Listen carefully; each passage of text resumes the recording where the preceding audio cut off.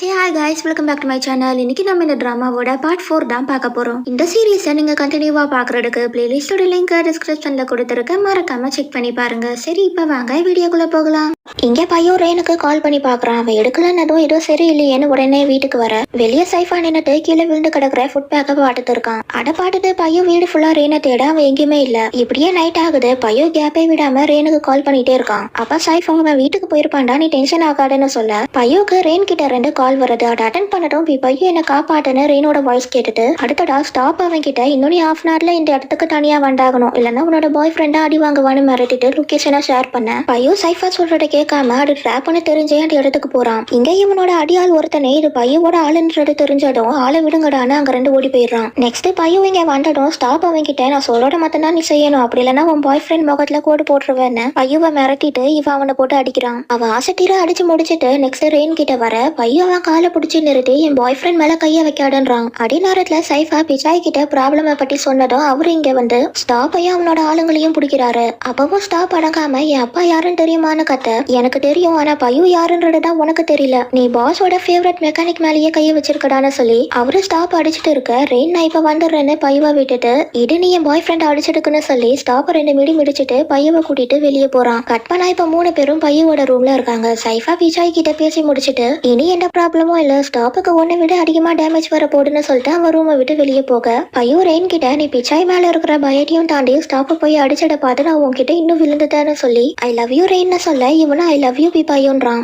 கொஞ்ச நாள் கழிச்சு ஃப்ரெண்ட்ஸ் எல்லாரும் மீட் பண்ணி ஹாலிடேஸ்ல யார் என்ன பண்ணாலும் சொல்லி பேசுறப்ப ரெயினோட டர்ன் வருது. அதுக்கு ஸ்கை அவன் பார்ட்னர் கூட சுட்டி தந்துருப்பான்னு போட்டு கொடுக்க என்ன இவனுக்கு பார்ட்னரானு எல்லாரும் ஷாக் ஆயிட்டு யார் அதுன்னு எல்லாரும் ஸ்கையை கேட்க ரெயினுக்கு பையோ கிட்ட 2 கால் வருது. ஆனா இவன் அம்மா கால் பண்றாங்கன்னு சொல்லி ஏஞ்சி தனியா வந்துடுறான். பையோ அந்த கால்ல நான் இன்னும் 10 மினிட்ஸ்ல அங்க வந்துடுவேன்னு சொல்லிட்டு காலை கட் பண்ணிடுற ரெயின் இவங்க கிட்ட என்ன சொல்லி சமாளிக்கலாம்னு நினைச்சிட்டு இங்க வந்து உட்காடுறான். கொஞ்ச நேரத்துல பையோவும் அங்க வந்துடுற ரெயின் ஸ்கை பக்கத்துல வந்து மறைஞ்சிக்கிறான். பையோ அவன் ஜூனியர்ஸ் கூட வேற டேபிள்ல உட்கார ஸ்கை ரெயின் அங்க போக சொல்றான். பட் ரெயின் இதுதான் என்னோட இடம், நான் அங்கதான் இருப்பேன்றான். நான் சொல்ல வேண்டியது சொல்லிட்டேன், அப்புறமா இஷ்டம் அண்ணனும் தங்கச்சியும் பாக்குற பார்வையே சரியில்லை, நீ பார்த்து நடந்து கூடான்னு சொல்லிட்டு இருக்க பையோ நான் இங்க உட்காரலாமான்னு கேட்டு ரெயின் பக்கத்துல உட்காடுறான். அப்ப சாம்பி பையோ எதுக்கு இங்க வந்தேன்னு கேட்க என்னோட பார்ட்னரை பிக்கப் பண்ணதான்னு சொல்லவும் நான் வீட்டுக்கு போறேன்னு ரெயின் ஏண்டிக்கிறான். பையவும் ஏண்டிச்சு ரெயின் தான் என்னோட பாய் ஃப்ரெண்ட், இவனை பிக்கப் பண்றதுக்கு தான் நான் இங்க வந்தேன்னு சொன்னது கேட்டு ஸ்கையை தவிர மற்ற எல்லாருமே ஷாக் ஆயிடுறாங்க, முக்கியமா சுவாம்பும் பிளேவும். அப்ப ரெயினும் இவனா என்னோட பாய் ஃப்ரெண்ட்னு சொல்லிட்டு 2 பேரும் அங்க 2 கிளம்புறாங்க. கற்பனை இப்ப பிரபா ஏண்டிச்சு ரெடி ஆயிட்டு ஆபீஸ்க்கு வர அதே நேரத்துல ஸ்கை ஏண்டிச்சு வீட்டை கிளீன் பண்ணிட்டு இருக்கான். இங்க பிரபாயோட செக்ரட்டரி வந்து 10 o'clock ஒரு மீட்டிங் இருக்கு அண்ட் மதியம் ஒரு இம்பார்ட்டன்ட் மீட்டிங் இருக்குன்னு சொல்ல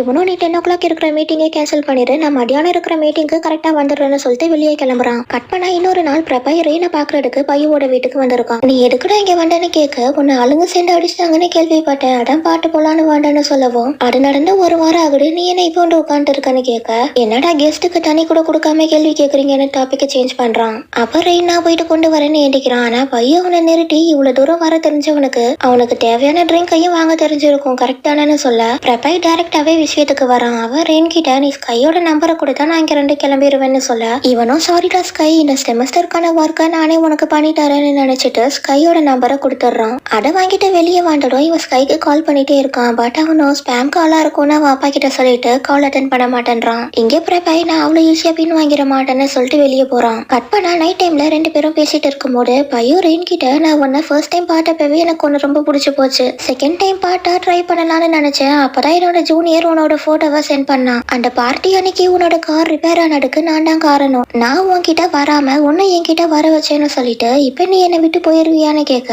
லவ் பண்ணி தொலைச்சிட்டேன், இனி எங்க விட்டுட்டு போறது, நீ எவ்வளவுதான் என்ன டீஸ் பண்ணாலும் நான் உன் கூட பிரேக்கப் பண்ணிக்க மாட்டேன்றான். இதோட பையோ ரெயின் ஸ்டோரி முடியுது. நெக்ஸ்ட் பிரபாய் ஸ்கையோட ஸ்டோரியை பார்க்க ஸ்டார்ட் பண்ணலாம். இவங்களோட ஸ்டோரியும் ஃபர்ஸ்ட் நடந்த ரேஸ்ல இருந்து தான் ஸ்டார்ட் ஆகுது. பையோ ரெயினை காட்ஸ் கிட்ட 2 காப்பாட்டி அங்க 2 அவனை இழுத்துட்டு போனதுக்கு அப்புறமா அந்த காட்ஸ் கண்ணுல ஸ்கை மாட்டுறான். அதை பிரபாயும் நோட்டீஸ் பண்ணி இவன் ஏன் ஆள் தான் நான் பாட்டுக்கிறேன்னு சொல்லி அந்த காட்ஸ் அனுப்பி விட்டுட்டு ஸ்கையை தனியா கூட்டிட்டு வரான். எனக்கு தர வேண்டியதை கொடுத்தாடா நீங்க 2 வெளியே போக முடியும்ன்ற மாதிரி சொல்ல கையும் உனக்கு என்ன வேணுமோ எடுத்துக்கோன்னு சொல்லிடுறான். அப்புறம் 1 நைட் ஸ்டாண்ட்ல ஸ்கை பிரபாயோட காண்டோல இருக்கிற நேரத்துல தான் இங்கே ரெயின் பையோ கிட்ட அடி வாங்கிட்டு நான் உன்னை 1 மாசத்துக்குள்ள என்னைய லவ் பண்ண வைக்கிறேன்னு சேலஞ்ச் மேனேஜ் பண்ணிட்டு இருக்கான். இங்கே வேலை முடிஞ்சிடும் இவன் பேர் கூட சொல்லாம வெளியே வந்துட்டு மத்தவங்க மாதிரி தான் நீ ஒன்னு சொல்லி திட்டிட்டு வீட்டுக்கு போறான். நெக்ஸ்ட் டே பிரபாய் ஆபீஸ்ல இருக்கான். ஆனா அவனோட மைண்ட் ஃபுல்லா ஸ்கையை பத்தி தான் யோசிக்குது. அப்ப அவனோட தம்பி உள்ள வர 2 பேரும் கொஞ்சம் கேஷுவலா பேசிட்டு வீட்டுக்கு கிளம்புறாங்க. கட் பண்ணா இங்க ஸ்கை எனக்கு மட்டும் ஏன் இப்படியே நடக்குதுன்னு ஃபீல் பண்றான். தென் அவன் மைண்டை டைவர்ட் பண்றதுக்கு எஃப்எம் பிளே பண்ணி கேக்குறான். அதுக்கப்புறம் ஸ்கை அவன் வேலையை பார்க்க பிரபாய் அவனோட வேலையை பார்க்கன்னு இப்படியே 3 மாசம் போகுது. பட் பிரபாயால இன்னும் ஸ்கையை மறக்க முடியல.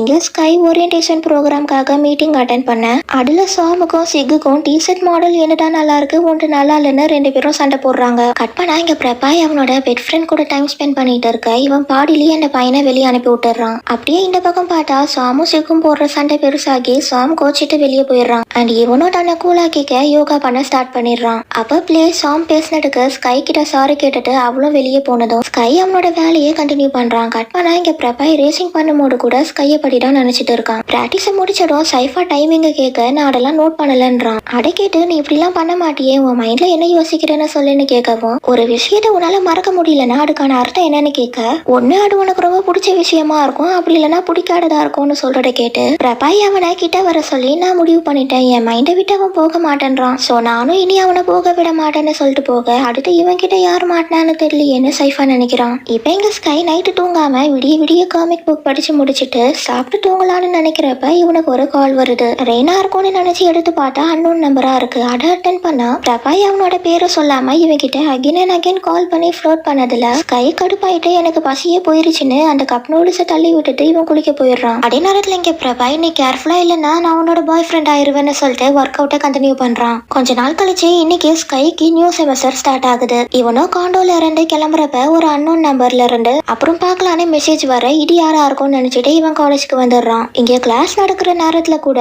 அதே நம்பர்ல இருந்து மெசேஜ் வருது. அதே ரெயினும் எட்டி பாக்குறான். ஸ்கை எவனாச்சும் நம்மள பிராங்க் பண்றானான்னு திரும்பி பார்க்க ரெயின் உடனே தலையை குனிஞ்சிக்கிறான். கட் பண்ணா இப்ப ஓரியன்டேஷன் ப்ரோக்ராமோட ஃபர்ஸ்ட் டே நடந்து முடியுது. எல்லாரும் வெளியே வந்ததுக்கு அப்புறமா ஸ்கை டோரை க்ளோஸ் பண்ணிட்டு திரும்ப ஆப்போசிட்ல பிரபாய் வரான். சோ உடனே இவன் அந்த பாக்ஸை வச்சு அவன் ஃபேஸை மறைச்சிக்க ரெயின் அங்க வந்து எல்லாத்தையும் சொடப்பி விட்டுறான். அவன் பிரபாய் கூட பேசுற கேப்ல இவன் எஸ் ஆயிடலான்னு பார்த்தா ரெயின் அவனை இழுத்து பக்கத்துல நிக்க வச்சு பிரபாயை இன்ட்ரடியூஸ் பண்ணி வைக்கிறான். பிரபாயை பார்த்ததும் இவன் தான் அந்த காலையும் மெசேஜையும் பண்ணிருப்பான்றத ஸ்கை கண்டுபிடிச்சிடுறான். பிபாய் நீ எடியோ பிபாயு கிட்ட தரணும்னு சொன்னியே அதை கொடுன்னு கேட்க இவனும் எடை கொடுக்கலான்னு அவன் பேக்கெட்ல தேடி ஒரு பிட்டு பேப்பரை எடுத்து ரெயின் கையில கொடுத்துட்டு இது ரொம்ப முக்கியமானது பையன் மட்டும்தான் இதை ஓபன் பண்ணி பார்க்கணும்ன்றான். நெக்ஸ்ட் ரெயினால ஸ்கையை டிரா பண்ண முடியாத சிச்சுவேஷன் வருது. சோ பிரபாய் நான் ஸ்கையை கூட்டிட்டு போறேன்னு சொல்ல ஸ்கை வர மாட்டேன்றான். சோ பிரபாய் அவன் காடி கிட்ட போயிட்டு ரெயினுக்கு எதுவும் தெரியாதான்னு சொல்லவும் ஸ்கை அவனை பார்த்து முறைச்சிட்டு அவன் கூட போக ஒட்டுக்கிறான். இங்க வந்ததும் ஸ்கை அவனோட திங்ஸ் எடுத்துக்கிட்டு உள்ள போக பிரபாய் அவன் முன்னாடி வந்து நிக்கிறான். நீ விளையாடுறதுக்கு வேற ஆளை பாட்டுக்கும் நான் அந்த மாதிரி ஆள் கிடையாதுன்னு சொல்ல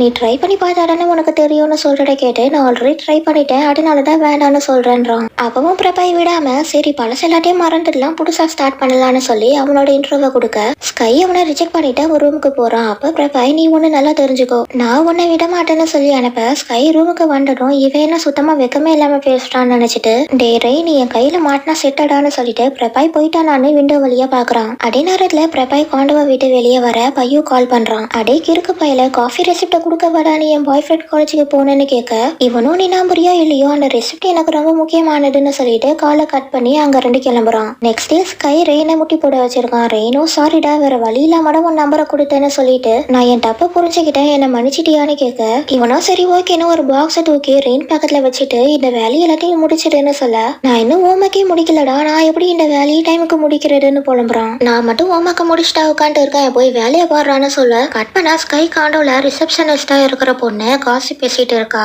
ஸ்கை அந்த பொண்ணு கண்ணில் படாத மாதிரி தலையை குனிச்சிட்டு போக அந்த பொண்ணு இவனை பார்த்ததும் கூப்பிட்டு ஒரு பையன் இந்த புக்கேவே உன்கிட்ட தர சொன்னான். அவன் வந்துட்டு உடனே கிளம்பிட்டான் அதனால அவன் பேரு கூட என்னால கேட்க முடியலன்னு சொல்லிட்டு ஆமா அது யாருன்னு கேட்க ஸ்கை அவளை சமாளிச்சுட்டு ரூமுக்கு வந்துடுறான். அப்புறம் இவன் பிரபாய்க்கு கால் பண்ணி இதை வந்து வாங்கிட்டு போகணும் சொல்ல அவனும் நான் பிஸியா இருக்கேன் பொக்கேவை கொண்டு வர்றதுக்கே நான் கஷ்டப்பட்டு தான் டைம் ஒடுக்கணும்னு சொல்லிட்டு நான் எதுக்காக சன்ஃபிளவர்ஸை கொடுத்தேன்னு தெரியுமா ஏன்னா என்னால உன் கூட சன்னா இருக்க முடியாது ஆனா நீ இந்த சன்ஃபிளவரை பார்க்கும்போது வீட்டு கீழே இருந்து ஸ்கையை பாக்குறதா ஞாபகம் வச்சுக்கோன்னு கவிதையை சொல்லி முடிச்சுட்டு காலை கட் பண்ணிடுறான். அப்புறம் ஸ்கையும் இவன் எங்க ரெண்டு இதெல்லாம் கண்டுபிடிக்கிறான்னு நினைச்சிட்டு சாரி உன்னோட ஓனரால நீ குப்பைக்கு போக போறேன்னு அந்த ஃபிளவர்ஸ் கிட்ட பேசிட்டு இருக்கான். இதோட பார்ட் 4 கம்ப்ளீட் ஆகுது. இந்த வீடியோ பிடிச்சிருந்தா லைக் கமெண்ட் அண்ட் ஷேர் பண்ணுங்க. அண்ட் இந்த மாதிரி நிறைய வீடியோஸ் பாக்குறதுக்கு என்னோட சேனல்ல மறக்காம சப்ஸ்கிரைப் பண்ணிட்டு இந்த பெல் ஐகானை கிளிக் பண்ணி விட்டுருங்க. தேங்க்ஸ் ஃபார் வாட்சிங். See you in next video.